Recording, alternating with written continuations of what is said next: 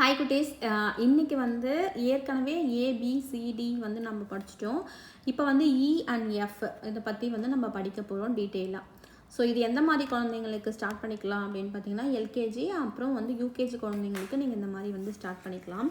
So first வந்து இங்கே பார்த்தீங்கன்னா, இங்கே வந்து ஸ்மால் இ அதுக்கப்புறமா வந்து கேபிட்டல் இ வந்து கொடுத்துருக்குறாங்க. சரிங்களா?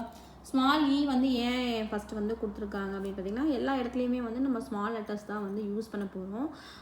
மோஸ்ட் ஆஃப் த லெட்டர்ஸ் வந்து ஸ்மால் லெட்டர்ஸாக தான் இருக்கும்.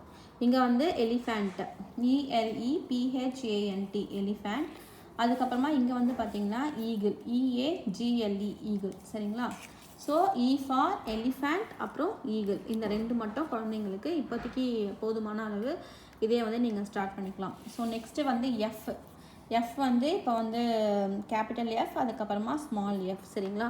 So F for fish, FISH fish.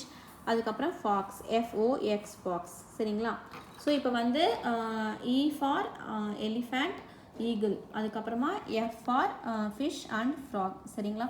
So E and F இன்னைக்கு வந்து முடிச்சிட்டோம். நான் அடுத்த வீடியோவில் நான் உங்களை வந்து மீட் பண்ணுறேன். Until stay with me Hema. By.